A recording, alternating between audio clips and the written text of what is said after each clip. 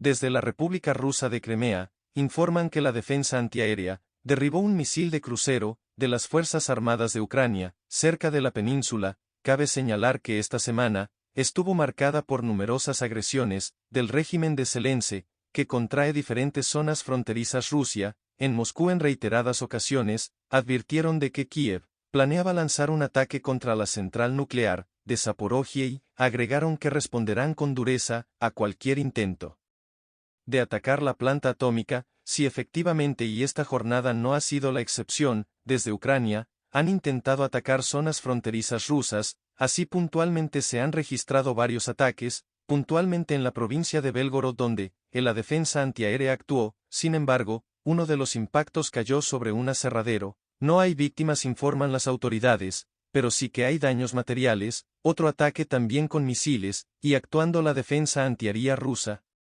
impacta en la región. En la provincia de Rostov tampoco se informan de víctimas sin daños materiales, más allá de los tejados, producto de las mismas esquirlas del impacto. Al destruir este misil, en el aire hubo otro ataque, sí, y vemos aquí actuar la defensa antiaérea. Esto respecto a un misil que va dirigido hacia las costas de Crimea, muy cerca de la localidad de Kers, es decir, muy junto al puente de Crimea. Un misil fue derribado por la defensa antiaérea, no dejó víctimas ni tampoco daños materiales. Sin embargo generó cierta respuesta por parte de Ucrania y de hecho, el Ministerio de Defensa de Ucrania, a través de su Viceministra ministra reconoce, aludiendo al ataque al puente de Crimea de octubre del año 2000, paz del año 2022, haciendo un balance de transcurrido de los 500 días del operativo militar ruso, dice esto, que el primer ataque contra el puente de Crimea pretendía interrumpir la logística rusa,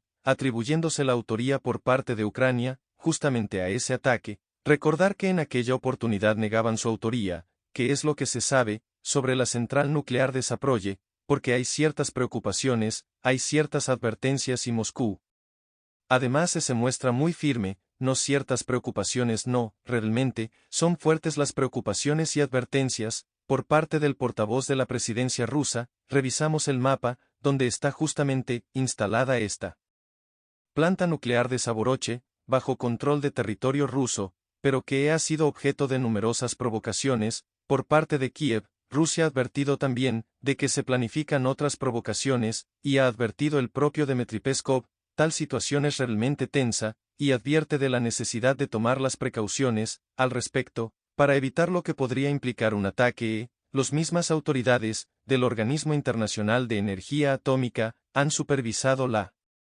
propia planta, han llegado a conclusiones contundentes, y aseguran que Rusia no está planificando ningún ataque a tal central. Durante nuestras últimas inspecciones, no encontramos ninguna actividad de minado en la central nuclear de Zaporozhye. Sin embargo permanecemos alerta. Mientras tanto, desde Rusia han respondido a ir un paso más allá. No basta con este reconocimiento, es necesario tomar acciones por parte de Naciones Unidas, por parte del Organismo Internacional de Energía Atómica, y además señalan que Rusia seguirá con este plan de seguir protegiendo a la central nuclear de Zaporozhye y que, ante cualquier amenaza, responderán con extrema dureza ante esa situación. Y es que claro, los ataques han sido reiterados, como también lo han sido, van a otras regiones de que están bajo el Donbass. Cierto así, puntualmente, se han registrado algunos ataques durante la última jornada, en Donbass, en Donetsk mismo, en el frente sur de Donetsk, también en la misma Zaporozhye,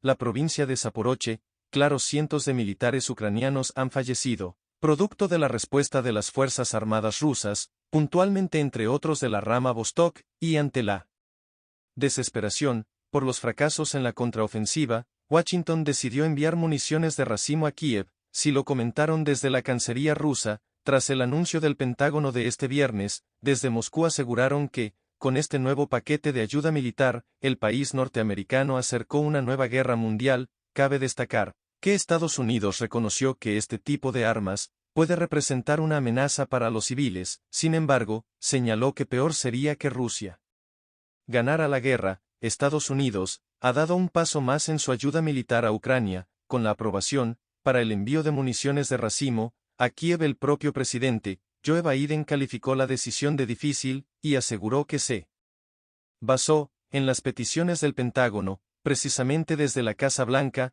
admitían la complejidad de la medida, y el riesgo que implican estas bombas, para la población civil. No ha sido una decisión fácil, no voy a decirles que haya sido fácil, es una decisión difícil, es una decisión que hemos aplazado, que requirió una profunda reflexión sobre el daño potencial para los civiles. Washington asegura haber recibido garantías escritas, por parte de Kiev, comprometiéndose a utilizar responsablemente este tipo de armamento. Además, desde el Pentágono, confirman que entrenarán a las tropas ucranianas, para que utilicen estas armas, de manera responsable, como con todos los sistemas que proporcionamos a los ucranianos. No solo habrá formación, sino también entrenamiento militar. Los funcionarios del Pentágono admitieron que envían ahora las bombas de racimo, para que Ucrania sepa que puede contar con el respaldo de Washington, y añadieron que lo peor para los civiles ucranianos sería que Rusia ganase la guerra. Estoy tan preocupado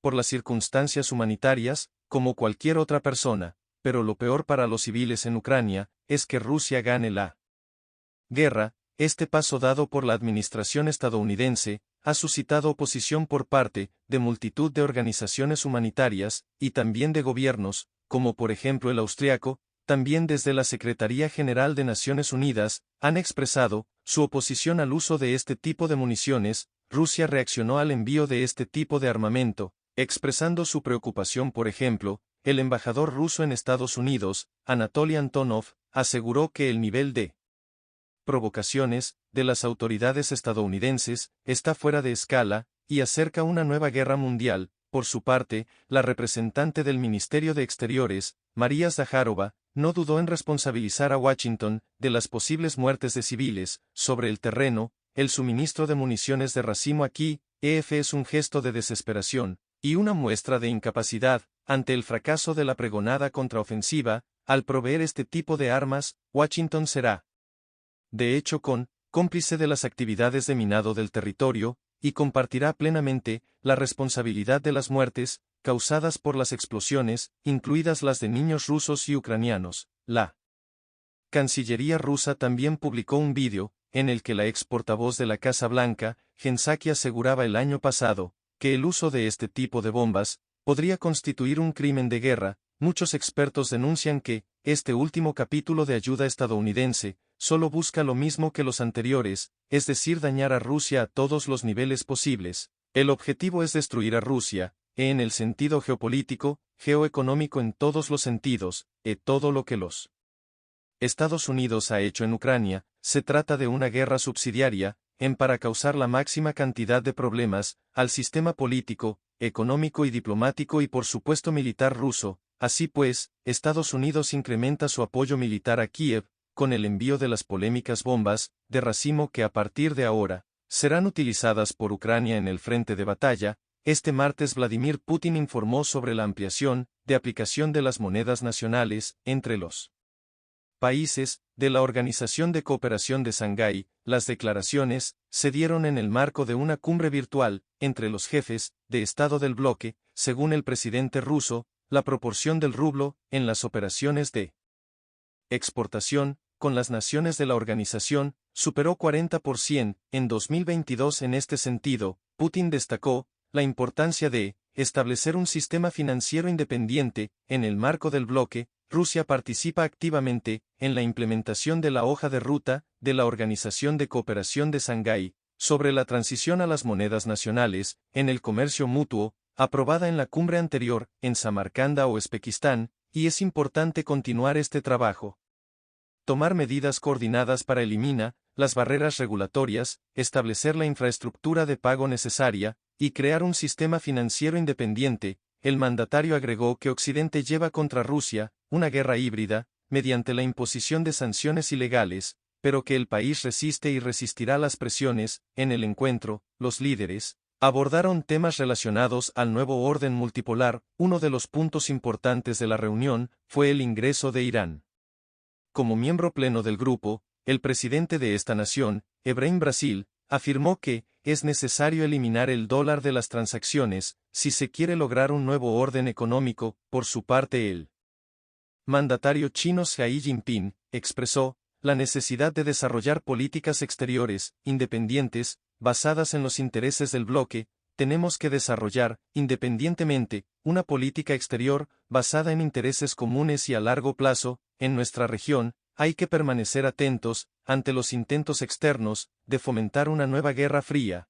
y provocar una confrontación de bloques. En nuestra región, debemos oponernos, categóricamente, a los intentos de injerencia desde el exterior, y de provocar revoluciones de color, bajo cualquier pretexto. En Francia los medios publican informes, sobre las consecuencias de los disturbios, que siguen produciéndose a lo largo del país. A pesar de todo, 4 de julio el presidente francés anunció, que el pico de las protestas ya había pasado. Según reportes, la condena que recibió un policía, tras matar a un adolescente, menor de edad no logró remediar la situación. Este sábado decenas de personas se reunieron para marchar contra la violencia policial. No obstante, las manifestaciones volvieron a ser dispersadas por las fuerzas de seguridad. Durante días el caos ha gobernado algunos suburbios y ciudades de Francia. Las protestas han dejado, por el momento, más de 3.000 personas detenidas. El vídeo de un agente disparando a Nael, un joven de 17 años en un control de tráfico,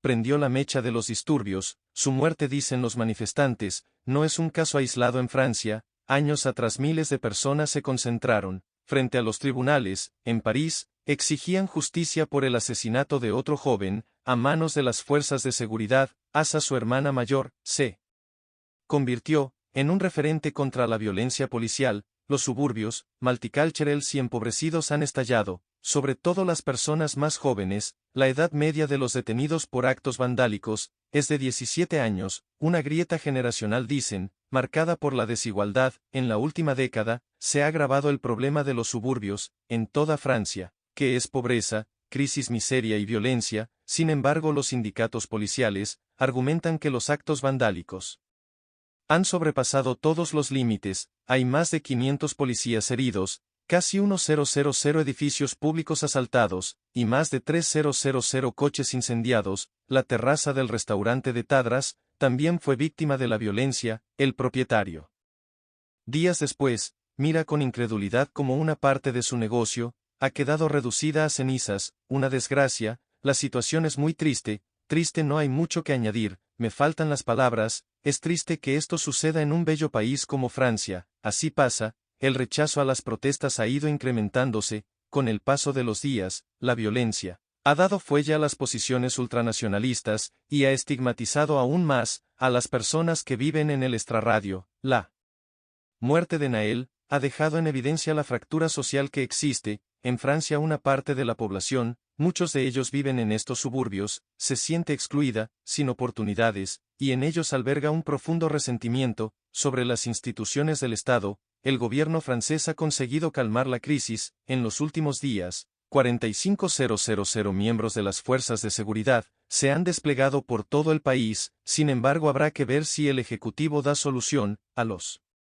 problemas estructurales que padecen muchos suburbios. El verdadero germen de estas revueltas. Esta semana en Puerto Iguazú, Argentina, se llevó a cabo la 62ª cumbre del Mercosur, un bloque que, según expresó el presidente anfitrión, Alberto Fernández, es el proceso de integración más sólido que América del Sur ha desplegado. El encuentro puso en la mira el posible acuerdo con la Unión Europea. El líder brasileño, Luiz Ignacio Lula da Silva, manifestó que este pacto debe ser equilibrado y con una política de ganar para todos. Por su parte, el jefe del Estado boliviano, Luis Arce, instó a reducir la dependencia del dólar y a fortalecer los lazos con China, una de las maravillas naturales más imponentes del mundo. Actuó como testigo de una reunión política importante para la región. Las cataratas del Iguazú fueron el paisaje natural que los presidentes vieron en la 62ª Cumbre de Jefas y Jefes de Estado del Mercosur. El mandatario Alberto Fernández ofició de anfitrión y, en su último cónclave,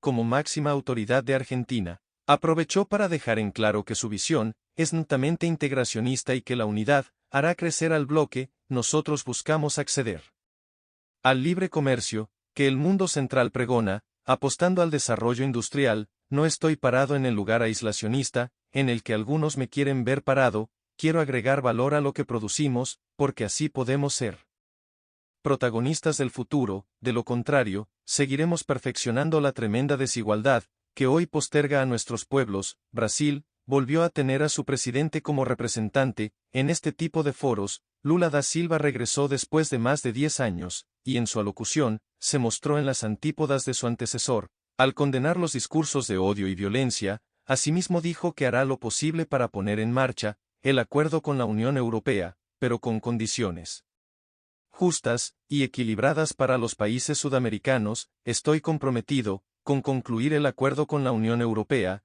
que debe ser equilibrado, y asegurar el espacio necesario para la adopción de políticas públicas en favor de la integración productiva y de la reindustrialización. El instrumento adicional, presentado en marzo de este año por la Unión Europea, es inaceptable. Los socios estratégicos no negocian. Bajo la desconfianza y la amenaza de sanciones, es imperativo que el Mercosur presente una respuesta rápida y contundente. Es inadmisible renunciar al poder adquisitivo del Estado, uno de los pocos instrumentos de política industrial que nos queda. No tenemos ningún interés en un acuerdo que nos condena al interno papel de exportador de materias primas, minerales y petróleo. Todos los participantes coincidieron en la necesidad de seguir adelante con el proceso de adhesión de Bolivia como miembro pleno. Sin ir más lejos, el Estado plurinacional estuvo representado por su presidente, Luis Arce, quien aprovechó la oportunidad para cuestionar la dependencia del dólar y plantear la importancia de incorporar nuevos actores y monedas a la hora de hacer